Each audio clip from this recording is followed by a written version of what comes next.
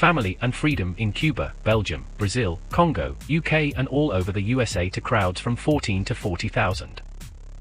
International leadership speaker, trainer and coach.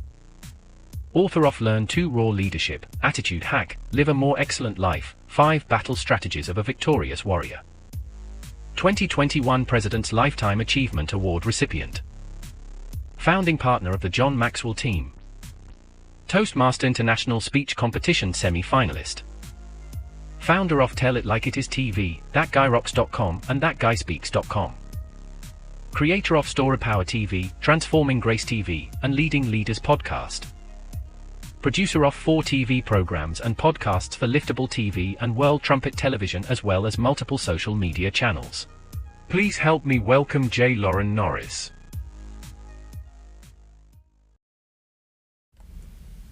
My wife and I went out to breakfast over the long weekend, and in the place that we chose for breakfast, because they have these biscuits the size of your head covered in sausage gravy. I know, not real healthy, but absolutely yummy. The best in the world for breakfast, especially on a holiday weekend. But in this particular place, there's also always a line of people waiting to get in, and we got there just ahead of the line. So we got to sit in a corner and kind of watch everybody else make their way in. Large gatherings, large groups of families with their kids and their grandkids, and it was pretty fascinating to watch them come in. But there was one particular table that sat near us, a table of 6, and 2 little ones at the table. And the interaction between the little ones and the grown-ups at the table was the part that had me fascinated. That's what I want to talk about today on Leading Leaders. Subscribe now for our extensive video library of leadership lessons promoting faith, family, and freedom. I'm J Loren Norris with Leading Leaders Podcast, and as I watched this interaction between a grown man and his little son, and when I say little, I mean maybe 16 months, 18 months old, it was pretty fascinating how both of them were vying for attention from mom and everybody else at the table, but doing so in kind of a, passive-aggressive type of a way. Dad was paying attention to his cell phone, and it appeared from the way he was holding it, he was either watching videos or playing a video game, but because he was holding it and staring at it and moving it quite a bit, and it led me to believe he was playing video games. The little guy wanted to play with the phone as well, but all of them were engaged in the conversation at the table, waiting for the food to arrive. Now, I could see the frustration on Dad's face as time went on. Frustrated that the little one either wanted to cry or wanted to whine or wanted to grab Dad's arm and pull him in like he was trying to climb out of the high chair and into Dad's lap. He wanted to grab the phone and snatch it away so that he could watch videos or play videos with it. But either way, it wasn't going to happen that he was going to stay in that chair peacefully. And it wasn't going to happen that Dad was going to have a peaceful breakfast without the interaction that his son demanded. Now, the real irony is it's easy for us as grown-ups to kind of let little ones be little ones. Let them do what they do. We realize that they need attention, and we're going to cuddle them when we can, and we're going to hold them when we can, and we're going to correct them when we can, and all of those things. It's almost as if really we're waiting for something to go awry in order to get engaged. We want to correct, we want to scold, we want to calm them down, we want to keep them from having a fit in a public place. In fact, I heard Dad say it a couple of times, you don't act like this at home, why do you keep doing this in public? And I'm thinking to myself, the kid's not even 2 years old. I'm not even sure he understands the words that are coming out of your mouth. Kind of back to our Chris Tucker and Jackie Chan reference. He doesn't have a clue what you're saying, but he senses your frustration. He feels the energy of what is changing in your demeanor, even though he doesn't have a clue about the dialogue you're having with him. That's a hard place to be in as a leader. If you've ever tried to correct the behavior of someone who doesn't understand the correction you're giving them, you're not going to see the results that you want out of that. Now, I reference that because I also, over the weekend, watched the last half of a movie called Blindside. It was about the NFL player Michael Orr. If you've ever seen the movie, you know some of the scenes I'm talking about. Like when he first started playing football, and they're like, this guy is huge, he's massive, he's going to be a beast. And then they realize he won't hit anybody. He's just a teddy bear. He's not a violent guy. And so she has to come in and kind of coach him up a little bit. But the The real irony was there was a gap of time there that he was being scolded by the coach, yelled at for holding and clipping and everything else, and he didn't have any idea what he was doing wrong, so telling him to stop doing it made no sense at all. Now, I've been in that place in my life as a high school football player that I got yelled at for clipping, and I had never been told what clipping was. I remember seeing the flags thrown while watching the Cowboys play on TV. Lots of flags, lots and lots of flags. But they'd be called for clipping or holding or whatever. And I never could spot the foul. I didn't know what was being done wrong. So when I got yelled at for it and flags thrown at me for it, I didn't know how to fix it. I didn't know what I was doing wrong. And that father who's yelling at his 2-year-old or even 3-year-old, sometimes even a 10-year-old, to stop behaving that way, it doesn't work like that. They don't get it. They haven't seen you model the proper behavior yet, so they don't know what they're doing wrong. The more frustrated you get, the more frustrated they get. Your demeanor, your emotions, they don't change in that little guy. They just mimic what you're doing. And they're not going to change their behavior based on your emotion. They don't know how. But they will change their emotion based on your emotion. They will react in kind to your frustration, usually with more screaming and more yelling, which is ironic because most parents, especially guys who get frustrated with their little people, whether it's little boys or little girls, in that 1.5 to 5-year-old range, most of the time it's frustration about their mood, about their crying, about their screaming. It's the frustration that I can't get them to calm down. I can't get them to settle down. They won't stop climbing on things. I can't make them do control. I can't make them do what I want them to do, so I yell louder. I know. I did it when my people were little. But now they're all adults. And my girls are not much bigger than they were, but my boys are all bigger than me. When you think about the relationship that you have an opportunity to create with them, what I want you to understand from a leadership perspective is that anybody can be a father. If you have the biological tools to reproduce as a father, you can father a child. Believe me, they're all over the world, children who have been fathered. Not so many that have had a good dad. See, dad is a leadership role. Dad is a relational role. Dad is a responsibility that goes way beyond just bringing them into this world in the form of existence. It's about bringing them up in this world with the ability to relate, to be able to have a conversation, to be able to think through, to have a work ethic, to show up on time, to do the job well, to feel the sense of pride and accomplishment and purpose that comes along with having shown up on time and done a job well. And all of those things are the responsibility of a father. Now, it does seem ironic to me how many legal statutes there are in the United States that make being a dad complicated. My son recently remarried, and he married for the first time, and he married a woman who already had a child. And the legal things that they're having to go through from a financial standpoint, from assistance that she was receiving medically and with food, etc., has been devastating to their young marriage, trying to figure out how do we navigate through this silliness that is the bureaucracy that says, as long as there's not a man in the house, we'll give you X amount of help. But the minute there's a man in the house who will claim you, we take away all of your help.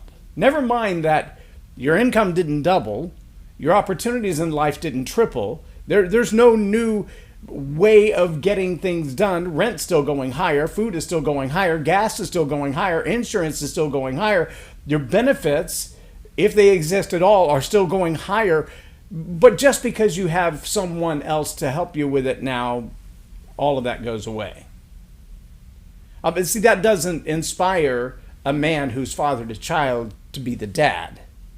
In fact, it's one of the leading causes of problems in America right now is parents who are having to do the job on their own because financially speaking, it's more beneficial not to have a married couple raising a child than it is to have a married couple raising a child. That, in my opinion, is a disastrous mix. In fact, if we look at some of the problems we have with drugs and crime and sexual behavior and violence in the schools and, dare I say, school shootings, the one marker that we can find across the board is that these are homes where there's not a strong dad. I'll let that one settle in for a moment. How much money could we have saved by making it conducive to have a mother and a father in the home, rather than financially supporting the demise of the family, rather than taking away funding and making it complicated for a dad to be a dad, making it financially beneficial for the family to break up?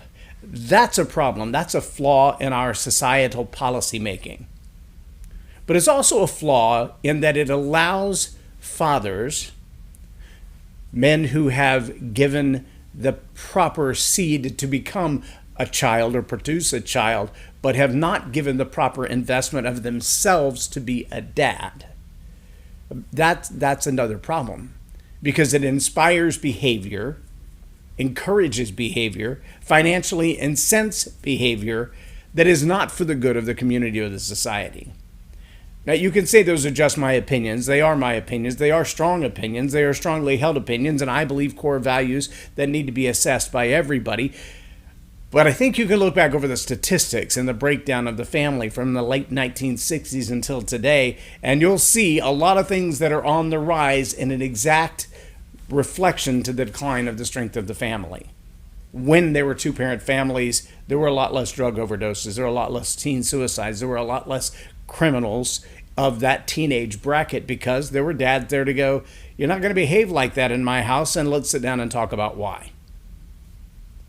As I watched this interaction between this father and his young son, I observed several characteristics, if you will. But the number one thing that I recognized was that this gentleman interacting with his son simply didn't have a guidebook. He had no idea. He didn't know what he was doing. Not to say he's not an intelligent guy, just to say no one had ever modeled for him how a grown man should interact with an 18-month-old boy. Never seen it before. And that was the part that was painfully obvious. Because what led me to believe, and then later confirm, was his dad wasn't around when he was that age. See, when we look at life through the lenses of our own experiences, it's really easy to recognize the things we've seen before because we've been there before. Like the old, I think it's State Farm commercial that says we can cover a thing or two because we've seen a thing or two. Well, I'm a father of 4 and a grandfather of 10, and I've seen a thing or two. Some of them I wish I could unsee, but you never will. The reality, though, when it comes to this father that was sitting at the table that morning, as I got up and started to walk out, I stopped and asked him, is this your first son? And he said, yeah. I said, is that your little girl? And he said, yeah. And I said, this is going to be the toughest job you'll ever love. And he just kind of looked at me for a minute, and I said, do you like to read? And he said, no, I'm really not a reader. And so I turned to his wife, the mother of the 2 children, and I said, I'm going to encourage you to make him read, force him to read, or tie him down and read this to him. But here's 2 books that you got to get for him. Bringing Up Boys by James Dobson and Wild at Heart by John Eldredge. If you can get him through those 2 books, I don't know a grown man alive who's got through the first 3 chapters of John Eldredge's Wild at Heart without crying his eyes out. I don't know one man yet, because it just gets at the core of what we as men were created to be and do, who we are supposed to be. The Wild at Heart really defines manhood from childhood. Additionally, though, Bringing Up Boys by James Dobson is the book that I read in my 20s that I wish my mom had read. I was raised the only son of a single mom. She didn't know how to be a dad, and she raised me the best she could. Frankly, I think she did an okay job. She did a pretty good job considering the resources she had to work with. But I look back now, having raised my boys, and I realize the difference between the way I was raised and the way I raised my boys was found in that book. Bringing Up Boys by James Dobson changed the way I look at a relationship with the boy. They are entirely different than raising little girls. Trust me, I raised 2 of those too. And those are different relationships. But how a dad raises his boy, there's some unique tricks to that. There are some things that can and can't be done, or should and shouldn't be done. And when I encouraged this father to read that book, the most fascinating thing was that the couple across the table who didn't have any kids with them, I don't know if they had any or had any on the way, but when I mentioned the name of the books, she pulled her phone out and said, "Can you say those again, and who wrote them?" And it struck me that the advice from a father to a father is more rare than you can imagine. Now, we talk a lot about leadership here, and I've been in those places where I've spoken to the Parliament of the Congo and missionary leaders around the world, business leaders in Brazil, and speaking is my passion. It's what I believe I'm made to do. But that 2.5 minutes over breakfast with absolute strangers at the table across from me to impart to them just a little bit of what I've figured out the hard way, hopefully it will smooth their path for the future. And that little boy will grow up to be a strong man of courage and passion. And that is probably the greatest leadership investment a dad can make, to raise a little boy who is a man of courage and passion when he grows up, who knows what he believes and holds firmly to it. That's what a dad is for. And that is probably the greatest call of leadership we will ever see. Now, I plan between now and Father's Day to continue to talk about fatherhood, to talk about being a leader as a dad, and continue to pound on this subject just in case somebody wanders through and sees one of these episodes and not all of them. But between now and Father's Day, this is going to be my subject.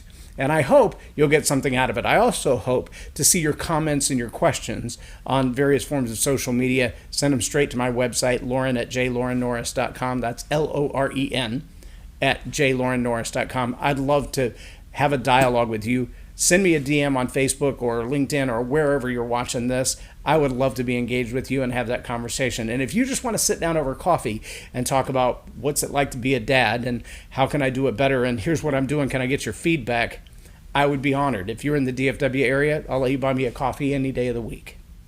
You can find me on all the social media. Just send me a DM and we'll schedule a time. I hope, though, that you as a man will take the time not just to be a father bringing kids into this world, but to be a dad who will sit down and have a conversation with them, who will love them in a way that they need to be loved, and who will one day see them grow into the grown-ups who will be the responsible members of our society as we go forward. I'm J Loren Norris with Leading Leaders Podcast for Tell It Like It Is TV. Have a blessed day.